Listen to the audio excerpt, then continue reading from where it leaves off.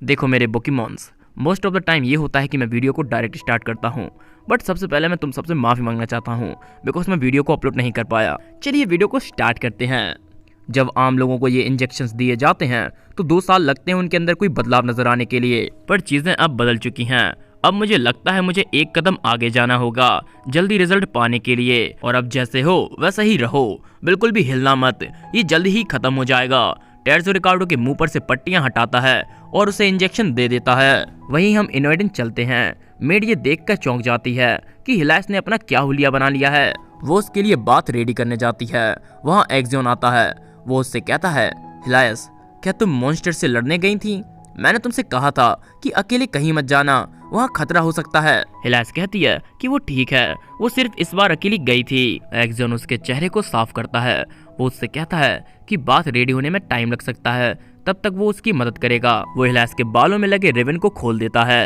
हिलास एक्जियन से कहती है कि उसके जूते भी गंदे पड़े हैं। एक्जियन उसे नजरअंदाज करता है क्योंकि थोड़ी देर पहले वो अंडरग्राउंड में था। मेट कहती है कि बात रेडी हो चुका है। हिलास एक्जियन से कहती है कि यहाँ से अब आगे वो खुद कर लेगी। यह कहकर वो वहाँ से नहाने चली जाती है। कुछ टाइम बाद वो परिवार जो 4 शाही परिवारों के लिए काम करते हैं वो इकट्ठा होते हैं। उनकी बातें हंटिंग फेस्टिवल में क्या हुआ उस बारे में चल रही होती हैं, जहाँ डेमोनिया परिवार के हेड जिन्होंने फेस्टिवल ऑर्गेनाइज करवाया था वो उस हादसे के बाद से बीमार पड़ गए। वहाँ खड़ा व्यक्ति इस बारे में बात करता है, क्या किसी ने उस अफवाह के बारे में सुना है जिसमें कहा जा रहा है कि वो लॉर्ड इनोएडन ही थी जिन्होंने वहाँ उन मॉन्स्टर्स को बुलाया था? एनरिक पिरानो जो कि वहीं पर खड़ा होता है वह यह बात सुनकर चौंक जाता है। वो उन लोगों से कहता है, अगर मैं कुछ कह सकूं तो मैं यही कहूंगा कि ऐसी बकवास अफवाहों पर ध्यान देने की कोई जरूरत नहीं। तुम्हें नहीं लगता ये बेवकूफ़ी है कि तुम उस पर सवाल उठा रहे हो जिसके अंदर शाही खून है? वो व्यक्ति कहता है, हाँ तुमने सही कहा, ये जरूर उन नीचे के परिवारों की हरकत होगी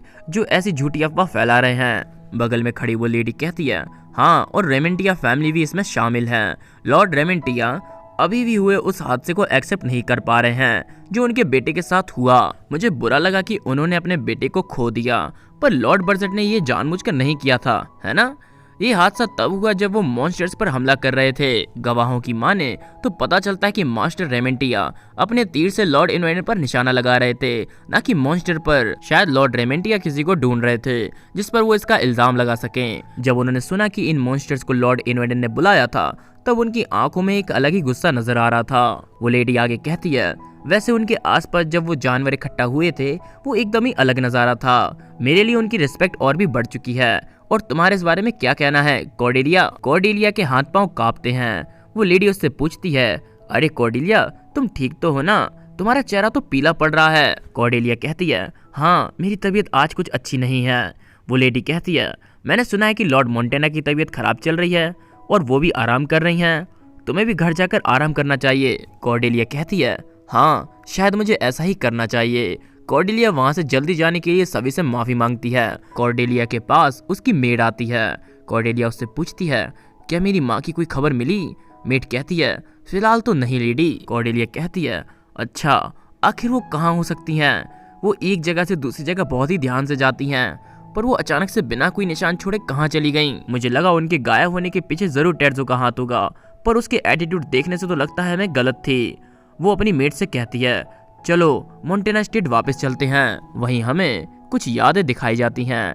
ये यादें किसी की पिछली लाइफ की नहीं बल्कि खुद हिलास के बचपन की होती हैं। पर इन यादों में एक चीज हमें अलग दिखती है और वो है हिलास के बचपन का रूप इन यादों में बहुत ही खुश है। हम सब जानते हैं कि उसका बचपन उसके पैदा होने के साथ ही कितना दुख भरा था, जहां उसके फादर ने उसकी मां के मरने का आरोप हिलास पर ही डाल दिया था। इन यादों में हम देखते हैं कि जब वो अपने फादर को आवाज देती है तो उसी वक्त वो गिर जाती है। उसके फादर उसकी ओर हाथ बढ़ाते हैं और प्यार से उसे खड़ा होने को कहते हैं। वहीं रिकार्डो भी आता है और पूछता है कि आखिर क्या हुआ। उसके फादर बताते हैं कि हिलास का पैर उसकी ड्रेस में फंस गया था और वो गिर गई थी, इसलिए वो उसे चेक कर रहे हैं। रिकार्डो पूछता है, हिलास क्या तुम ठीक हो? हिलास कहती है, हाँ वो ठीक है। रिकार्डो कहता है, ओ मेरी बहन कितनी प्यारी है, मुझे खुशी है कि तुम गिरने के बाद भी रोई नहीं। डिएगो रिकार्डो से कहता है, रिकार्डो तुम्हें तो अपनी माँ के साथ होना चाहिए था ना?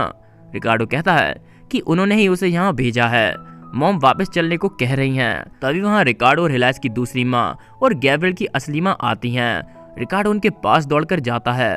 वो पूछती हैं क्या हुआ, हिलास के कपड़ों पर मिट्टी क्यों लगी है। रिकार्डो बताता है कि वो गिर गई थी पर वो तुरंत उठ खड़ी हुई, वो भी बिना रोए। मुझे उस पर गर्व है। उनकी माँ कहती हैं क्या सच में। हिलास बेटा यहाँ आओ, मैंने तुम्हारे लिए तुम्हारा फेवरेट स्नैक तैयार किया है। उसे खाने के बाद मैं तुम्हें कहानियां सुनाऊंगी। कुछ टाइम बाद गैब्रियल हिलास से कहती है हिलास, दीदी हिलास, आप कहाँ खो गई हो? आप भूली तो नहीं ना कि आप आज मेरे साथ बाहर घूमने जा रही हो?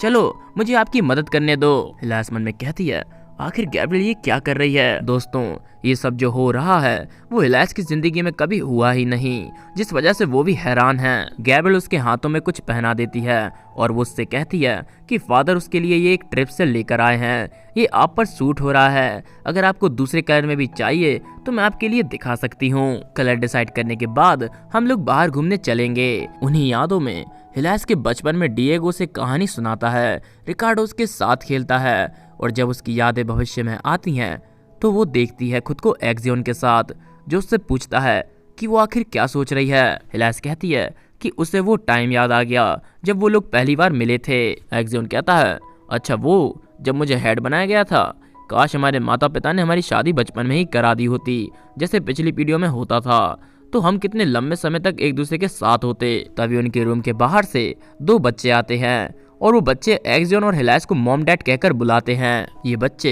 एक्जियोन और हिलास के ही होते हैं और ये यादें हिलास के सामने से धुंधली होने लगती हैं। जब उसकी आंखें खुलती हैं तो वो खुद से कहती है क्या वो कोई सपना देख रही थी। एक्जियोन उसका हाथ पकड़े हुए होता है। वो उससे पूछता है हिलास क्या तुम्हें अच्छी नींद आई।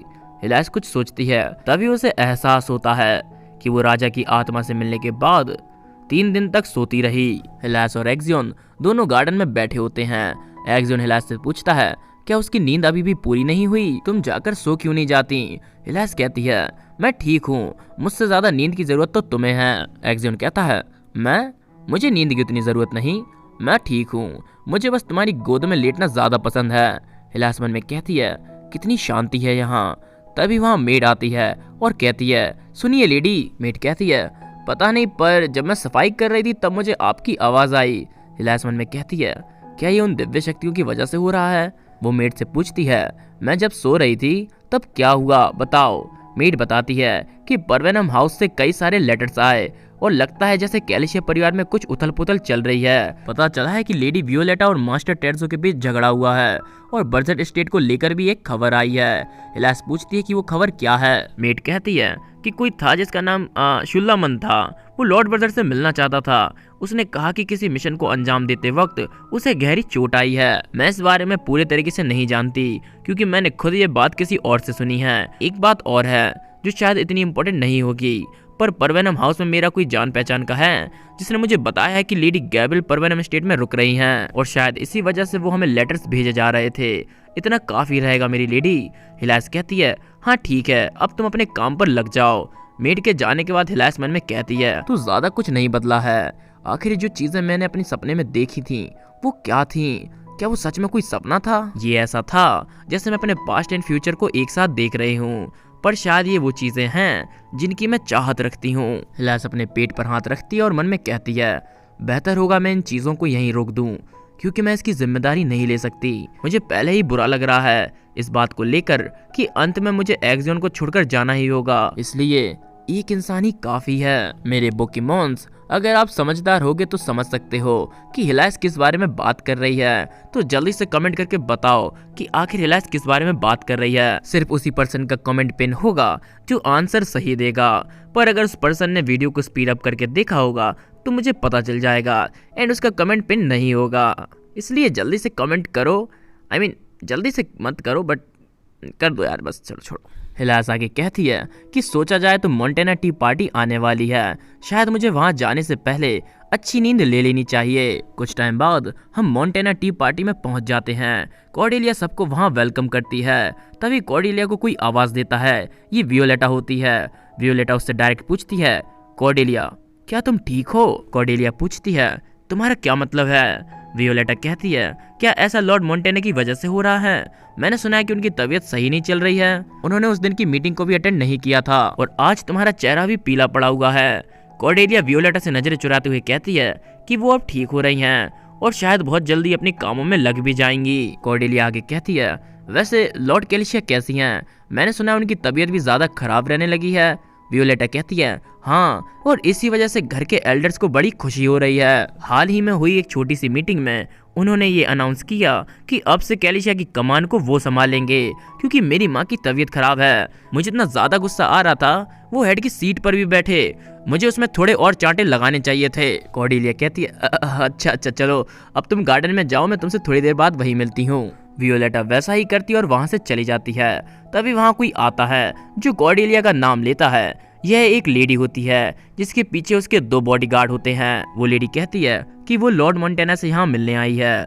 वो कहती है, क्या ये सच है कि उनकी तबीयत खराब चल रही है? हमें चिंता थी कि ये अफवाह सच है या फिर नहीं।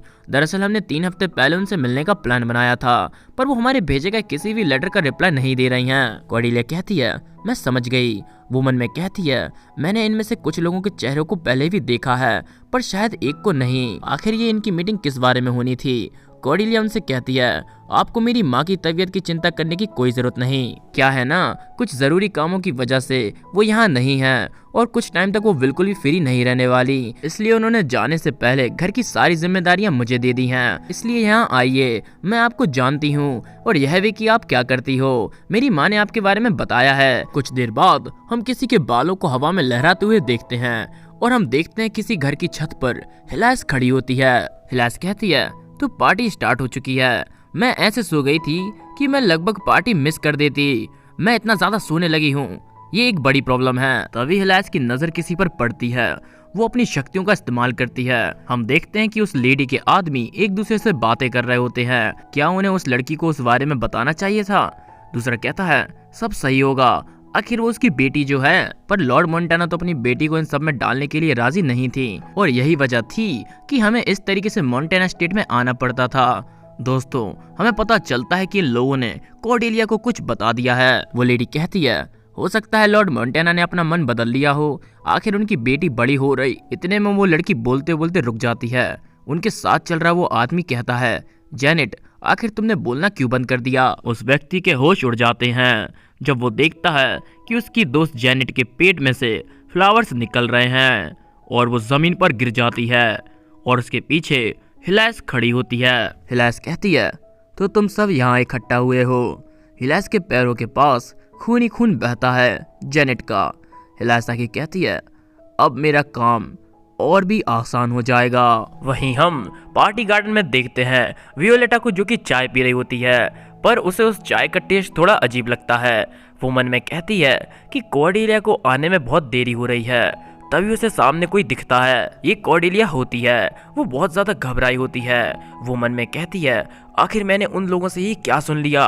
कैलिशिया का खून, उसके साथ एक्सपेरिमेंट। माँ, आखिर ये सब क्या है? तभी वियोलेटा उसे आवाज देती है। वो कहती है, मुझे चिंता हो रही थी क्योंकि तुम आई ही नहीं। क्या बात है? कॉर्डेलिया कहती है, नहीं नहीं नहीं, कुछ नहीं, मुझे बस थोड़े चक्कर आ गए हैं। पार्टी की तैयारी करने की वजह से मैं थक गई हूँ। वियोलेटा कहती है, फिर तो तुम बीमार पड़ सकती हो। तुम थोड़ी देर खुद के कमरे में आराम क्यों नहीं कर लेती? कॉर्डेलिया कहती है, फिर मेरे मेहमानों का क्या होगा? वियोलेटा कहती है, तुम चिंता मत करो, मैं उन्हें समझा दूंगी। आओ, मेरा सहारा लेकर चलो। तभी वियोलेटा की नजर किसी पर पड़ती है। ये व्यक्ति कौन है और क्या करना चाहता है हमें नहीं पता। दोस्तों, अब हम जानेंगे हिलास की 7वीं लाइफ की कहानी, जो उसकी आखिरी कहानी है। इसका मतलब 7वीं जिंदगी में मरने के बाद हिलास इसी जिंदगी में आई थी जो अभी चल रही है, और 7वीं जिंदगी के अंत से ही हमारी इस कहानी की शुरुआत हुई थी। हिलास की 7वीं जिंदगी बहुत ज्यादा ही इम्पोर्टेंट है, तो इसे ध्यान से सुने। हिलास बताती है कि उसकी 7वीं जिंदगी में वो जानबूझकर मोंटेना टी पार्टी में गई थी ताकि वो आने वाली परेशानियों को रोक सके। कॉर्डेलिया उसे पार्टी में आने के लिए थैंक्स कहती है। हिलास कहती है, थैंक्स तो मुझे कहना चाहिए था जो तुमने मुझे पार्टी में बुलाया। कॉर्डेलिया बताती है कि उसकी माँ हिलास से मिलना चाहती है। हिलास कहती है कि वो भी उनसे मिलना चाहती है। हिलास मन में कहती है कि उसे 20 साल की लड़की की तरह दिखना चाहिए जिसकी शक्तियां हाल ही में जागी हैं और वो अपनी नई शक्तियों को लेकर उतावली है। उम्मीद करती हूँ डेब्रे अपनी सिक्योरिटी को कम रखें। मेरे पोकेमॉन्स, इस टाइमलाइन में हिलास का मेन फोकस था कैल्शिया ब्लड एक्सपेरिमेंट के पीछे जो भी हैं उन्हें सबसे पहले पकड़ना और उन्हें सजा दिलवाना।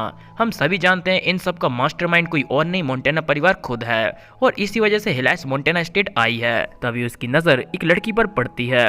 दोस्तों ये लड़की वही लड़की है जो हिलास की करंट टाइमलाइन में हिलास के हाथों मारी गई। हिलास उसे देखते हुए मन में कहती है, लगता है उन्हें कोई काम होगा।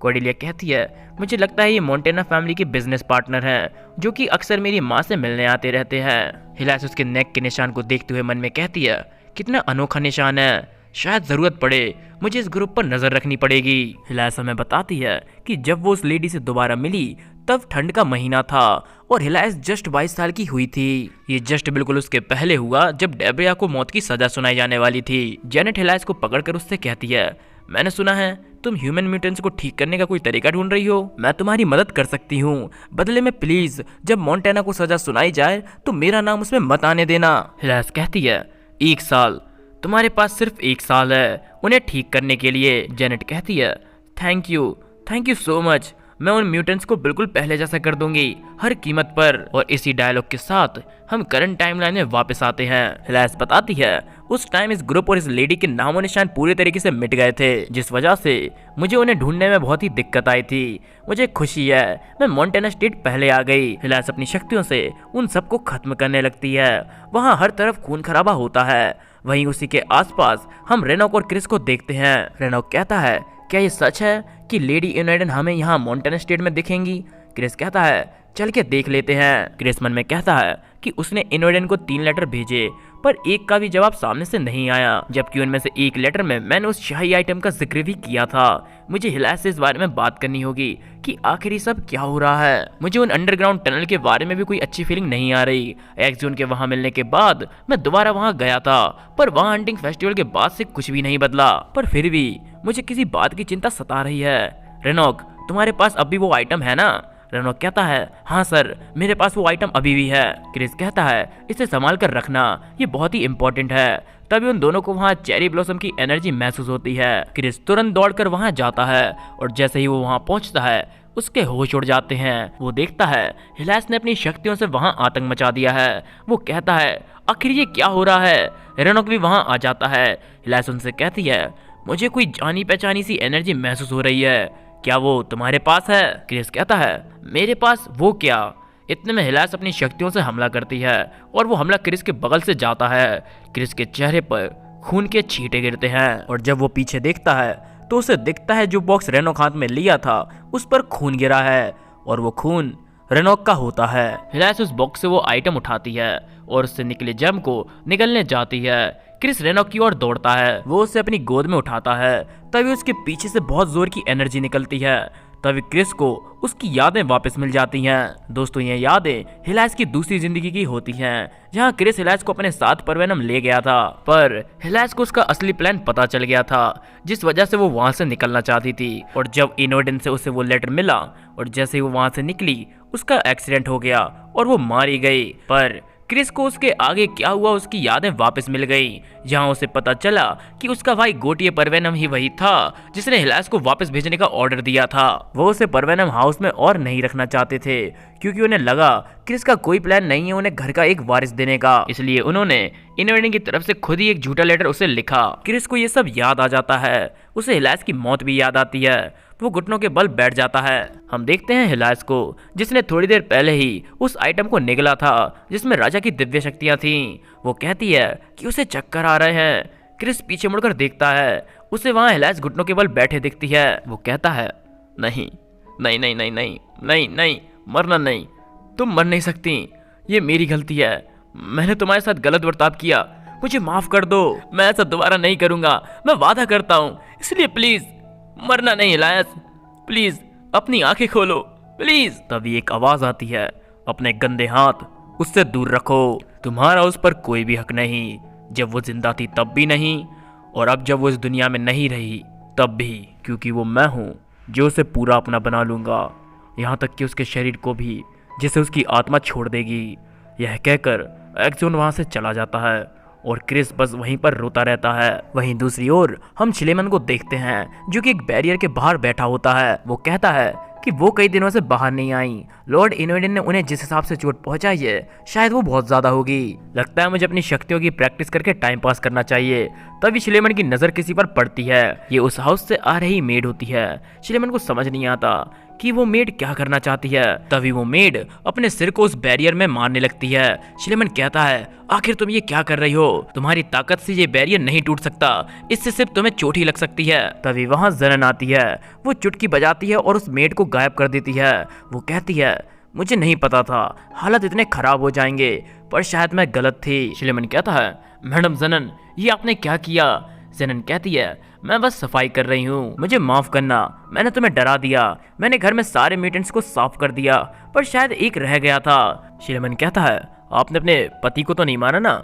ज़नन कहती है, मैं भला ऐसा क्यों करूंगी, मैंने बस उन्हें थोड़ी देर के लिए सुला दिया है। वो बहुत ही नाजुक व्यक्ति हैं, उन्हें बुरा लगेगा अगर वो ऐसे ही लोगों को मरते हुए देखेंगे। ज़नन अपनी उंगलियों से उस बैरियर को टच करते हुए कहती है, मुझे ये पहले से ज्यादा स्ट्रॉन्ग लग रहा है। एक्सोन इतना आगे आ चुका है, देखकर समझ आ गया है कि उसको जरूर कुछ ना कुछ पता चल गया है। शिलेमन कहता है, ये बकवास है, लगता है आपकी उम्र होती जा रही है। ज़नन कहती है, तुम्हारी जबान पहले से ज्यादा चलने लगी है ना? खैर, मैं चाहती हूँ कि तुम एक्सोन से कहो कि वो ये बैरियर जल्द से जल्द हटाए, क्योंकि मैं हिलास से मिलना चाहती हूँ। शिलेमन कहता है, अरे नहीं, ये तो नामुमकिन है। ज़नन कहती है, तुम उससे बिना कुछ कहे ऐसे कैसे जवाब दे सकते हो? शिलेमन मन में कहता है, आखिर ये अचानक से लॉर्ड इनवेडन से क्यों मिलना चाहती हैं? क्या ये फेस्टिवल में हुए उस हादसे का बदला लेना चाहती हैं? वो अपनी ताकत से बैरियर नहीं तोड़ सकती। ज़नन कहती है, मैंने एक्सोन को एक बहुत ही काम की चीज दी है, क्या उसे अभी भी याद है कि दरवाजा कैसे खोलना है? या फिर उसे याद है पर वो खोलना नहीं चाहता? कुछ भी हो, मुझे उससे फर्क नहीं पड़ता। ज़नन अपनी शक्तियों से उस बैरियर पर हमला करती है। उसके हाथ रखते ही वो बैरियर वाइब्रेट करने लगता है। शिलेमन ये सब देख चौंक जाता है और वो उसे अपनी शक्तियों से रोकने की कोशिश करता है। उस बैरियर में क्रैक आने लगता है और ज़नन उसे तोड़ देती है। शिलेमन उस झटके से दूर गिरता है। ज़नन उससे कहती है, इसका कोई फायदा नहीं, तुम अपनी एनर्जी वेस्ट कर रहे हो। शिलेमन के मुंह से खून आ जाता है और वो कहता है, क्या उन्होंने अपनी ताकत को इतनी जोर से इस्तेमाल किया जिससे एक ही वक्त पर वो बैरियर भी टूट गया और मेरी शक्तियों का कंट्रोल भी? शिलेमन अपना आपा खो देता है और ये बिल्कुल हिलास की 5th लाइफ की तरह होता है। वहीं हम एक्सोन के पास पहुंचते हैं, जिससे ये एहसास होता है कि ज़नन ने बैरियर तोड़ दिया है। वो अपनी जेब से कुछ निकालता है और ये वही चाबी होती है जो ज़नन ने उसे दी थी। वो उस चाबी को लेकर हवा में इस्तेमाल करता है। हम देखते हैं कि एक्सोन हिलास को लेकर राजमहल में आया होता है और जैसे ही वो उस चाबी का इस्तेमाल करता है, उसके सामने एक दरवाजा आ जाता है जिसके अंदर वो चला जाता है। और जब वो अंदर जाता है तो हम उसके पैरों के नीचे मार्बल्स को देखते हैं। वो हिलास को एक कॉफिन में लेटा देता है। एक्सोन मन में कहता है, ये जगह सिर्फ एक पीढ़ी के एक ही बजट को अंदर आने देती है। हिलास के लिए ये सबसे सुरक्षित जगह होगी। फिलहाल मुझे इसकी जरूरत पड़ने वाली है अपनी माँ को संभालने के लिए। एक्सोन उन मार्बल में से एक को उठाता है और उसे निकल जाता है। दोस्तों, ये मार्बल कुछ और नहीं, कैलिशिया के आंसू ही हैं। हम एक कॉफिन में कैलिशिया के मेंबर को देखते हैं और सिर्फ यही नहीं, वहाँ हर तरफ सिर्फ कैलिशिया के मेंबर्स की डेड बॉडीज को कॉफिन में अच्छे से प्रिजर्व करके रखा गया है और वहाँ हर तरफ कैलिशिया के आंसू पड़े होते हैं। इस पॉइंट पर हमें बहुत कुछ पता चलता है कि कैसे बर्जेट परिवार सबसे ताकतवर परिवार है। साथ ही में हर फैमिली सिर्फ एक ही बच्चा प्रोड्यूस कर सकती है जिसके पास पावर होती है, पर बर्जेट स्टेट में कई सारे लोग ऐसा कर सकते हैं। इसका बेस्ट एग्जांपल शिलेमन खुद है। कैलिशिया परिवार जिस पर सबसे ज्यादा भरोसा करती है वो बर्जेट परिवार है और उसी परिवार ने उन्हें सबसे ज्यादा धोखा देकर रखा है। हम उसके बारे में आगे और जानेंगे, पर पहले हम चलते हैं हिलायस के पास। हमें किसी की आवाज सुनाई देती है जो कहता है, स्वागत है हिलायस, क्या तुम अच्छा महसूस कर रही हो? ये इंसान मार्गो होता है और वो आगे कहता है, आज का मौसम काफी अच्छा है, ऐसा लगता है जैसे बारिश का महीना खत्म हो चला है। हिलायस का चेहरा परेशान लगता है। मार्गो कहता है, तुम्हारा चेहरा भी वैसा ही क्यों है? प्लीज ऐसा ना करो, ऐसा ही सेम चेहरा मैंने थोड़ी देर पहले एक्सोन का देखा था। मुझे बड़े लोग समझ नहीं आते, वो मुझे अभी भी बच्चा समझते हैं, पर मुझे तो वो खुद ही बच्चे लगते हैं। वैसे ये एक अच्छी खबर है ना? वो म्यूटेंट्स जिन्हें अभी तक उनकी दवा नहीं मिली वो भी धीरे धीरे ठीक होते जा रहे हैं। हिलायस कहती है, ये तो एक सपना है, ये वो सपना है मेरी 7वीं जिंदगी का जहाँ मार्गो मारा जाता है। मार्गो और हिलायस दोनों बैठकर बातें कर रहे हैं। मार्गो कहता है, 1 साल हो चुका है जब से क्लिनिकल ट्रायल चालू हुआ है, मुझे खुशी है जेनेट ने अच्छा काम किया। हिलायस हमें बताती है कि उसकी 7वीं जिंदगी में उन्होंने खुद कैलिशिया ब्लड के साथ एक्सपेरिमेंट किया जिसमें उनका साथ दिया जेनेट ने। उन्होंने एक्सपेरिमेंट के चलते कई सारी चीजों का पता किया और इसी के साथ कहानी 1 साल पीछे जाती है। जेनेट उन्हें बताती है जैसे कैलिशिया के मेंबर्स अपनी पावर्स को एक दूसरे पर इस्तेमाल नहीं कर सकते, वैसे ही कैलिशिया का ब्लड कैलिशिया के मेंबर्स पर कोई इफेक्ट नहीं डालता सिवाय एक इंसान के, और वो आप खुद है मास्टर मार्गो। हिलास पूछती है आखिर उसका इससे क्या मतलब है। जेनेट कहती है जब हमने मास्टर मार्गो को ब्लड दिया तो उन्होंने उसे लेने के बाद कहा कि उन्हें दर्द हो रहा है, जबकि उससे पहले किसी भी कैलिशिया के मेंबर के साथ ऐसा नहीं हुआ था। पहले तो हमें लगा कि ये कोई साइड इफेक्ट हो सकता है, इसलिए हमने तुरंत टेस्ट को रोकने का फैसला किया, पर तभी उन्होंने एक लाल आंसू को प्रोड्यूस किया।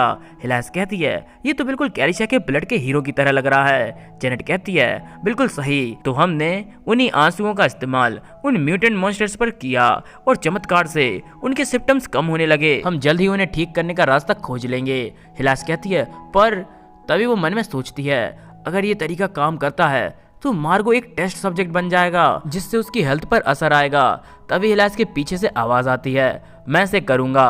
ये मार्गो होता है। वो आगे कहता है मैं इस एक्सपेरिमेंट का हिस्सा बनूंगा और सब तुम पर छोड़ूंगा ताकि तुम उनका इलाज जल्द से जल्द ढूंढ सको। और अब हम 1 साल वापस आते हैं जहां मार्गो और हिलास बातें करते हैं। मार्गो कहता है तब लग रहा था जैसे हम बस एक छोटी सी आशा को लेकर बैठे हैं, पर अब यह देखकर अच्छा लग रहा है कि कई लोग बिना इसके इलाज के भी ठीक हो रहे हैं। हिलास कहती है पर तुमने उस इलाज को ढूंढने के लिए बहुत दर्द सहा है। मार्गो कहता है मैं ठीक हूँ, इसका मतलब ये नहीं कि मैंने जो किया वो बेकार गया।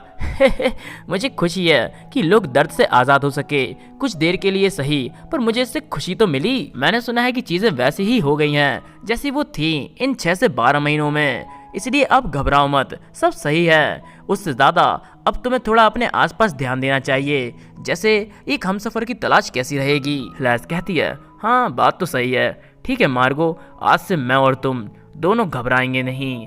हिलास हमें बताती है उसके 5 साल बाद किसी में भी म्यूटेंट्स बनने के सिम्टम्स नजर नहीं आए, पर शायद हम सब गलत थे। हम देख सकते हैं कि कहीं पार्टी चल रही होती है। ये पार्टी म्यूटेंट्स के खिलाफ जीत हासिल करने के लिए की जा रही है। कई बड़े परिवारों के लोग इसमें शामिल हुए हैं। हिलास भी वहाँ होती है। तभी हिलास के पीछे से कोई आता है। ये एक्सियन होता है। एक्सियन की आवाज़ सुनकर हिलास चौंक जाती है। एक्सियन उससे कहता है क्या मैंने तुम्हें डरा दिया?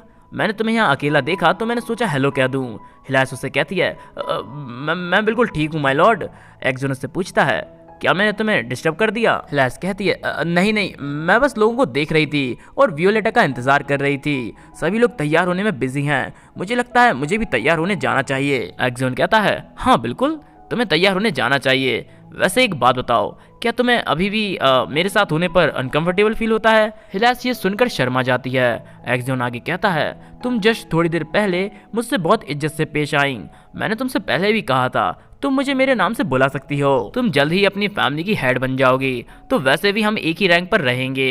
हिलास हमें बताती है कि उसकी 7वीं जिंदगी में जब वो और एक्सियन साथ में काम करने लगे, हमारे बीच का रिश्ता एकदम ही अजीब सा रहता था। ना ही हम लवर्स थे और ना ही दोस्त। हालांकि हमारा रिश्ता उससे भी गहरा था जो मैंने अपनी पिछली जिंदगियों में उसके साथ बनाया था। हाँ, फिर भी इस रिश्ते को नाम दे पाना बहुत ही मुश्किल था। ये इतना भी बुरा नहीं था क्योंकि मैं इस दुनिया को उसकी नजरों से देख पा रही थी। मुझे लगा शायद इस बार तो मैं उसके साथ चल सकूंगी, ना कि उसके पीछे। और इसी तरह कुछ टाइम उसके साथ बिताने के बाद मैं अपनी जिंदगी को उस तरह जी सकूंगी जैसे लोग जीते हैं, और इसी वजह से मेरी चाहत उसके लिए बढ़ती गई। हिलास एक्सियन से कहती है अगर आप मेरे हेड बनने के बाद मुझे यही बात याद दिलाओगे तो शायद मैं आपका नाम ले सकूंगी।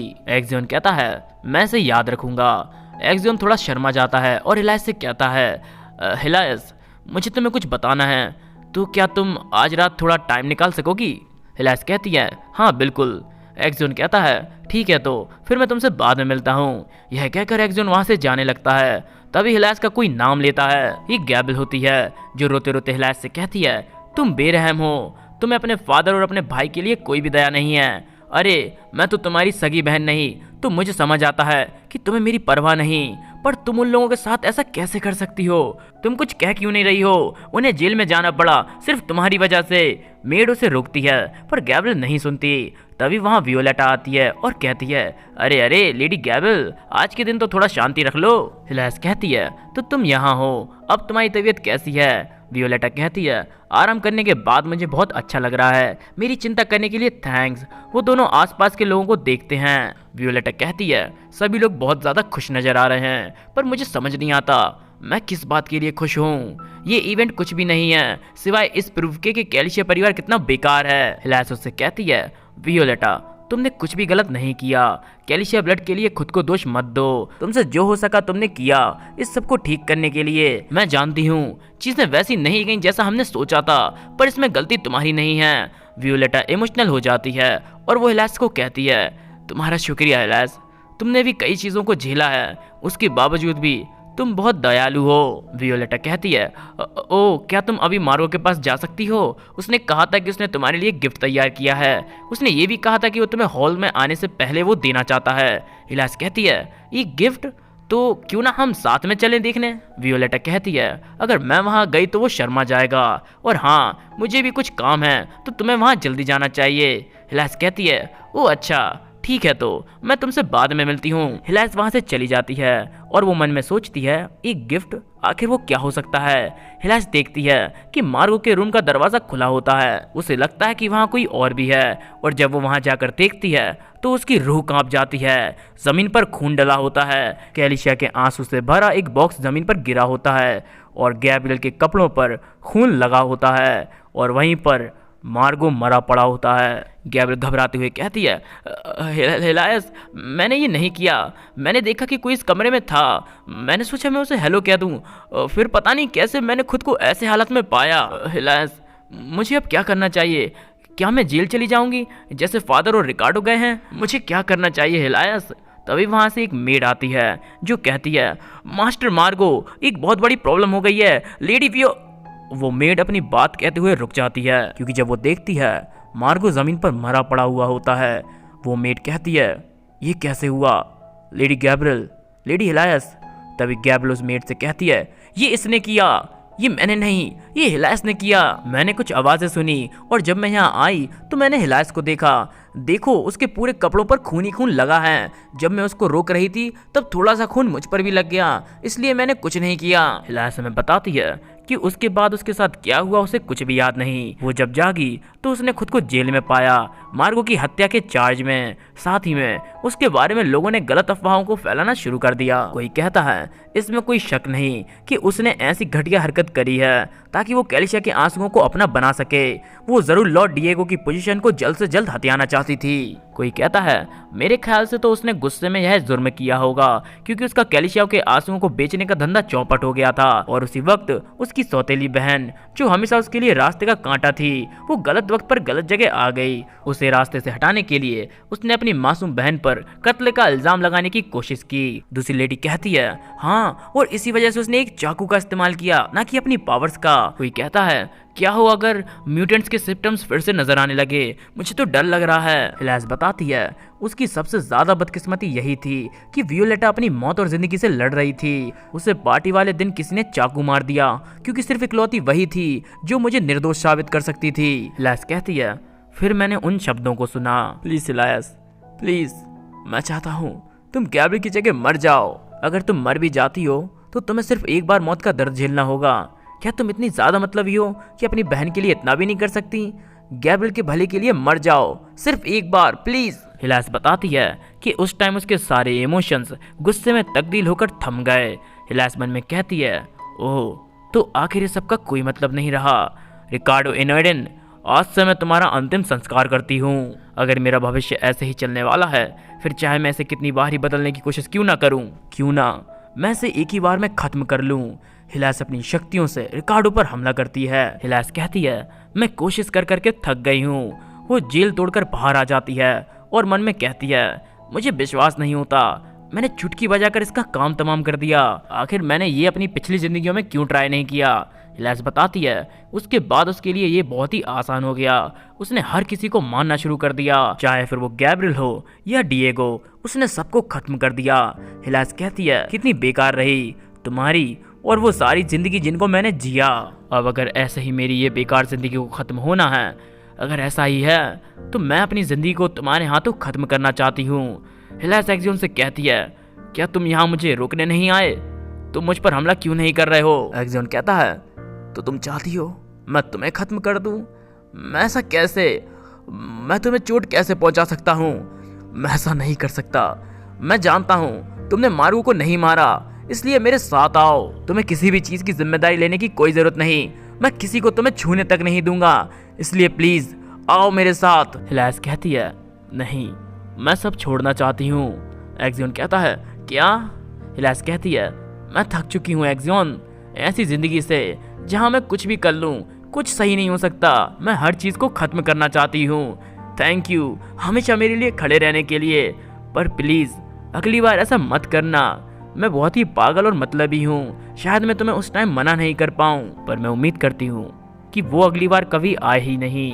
और काश ये मेरी ज़िंदगी हमेशा के लिए यही ख़त्म हो जाए।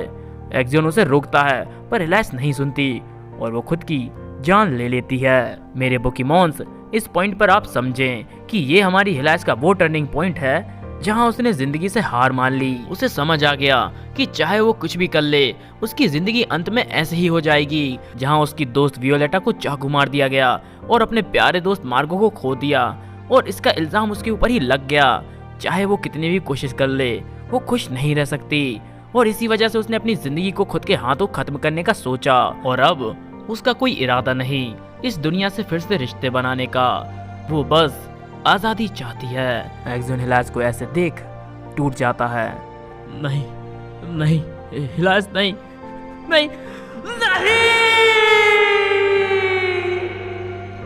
तो तुम आखिरकार आ ही गई। तो तुम्हारी जिंदगी कैसी थी जब तुमने उसे दोबारा देखा, मेरी आखिरी इनोडेंट की बच्ची?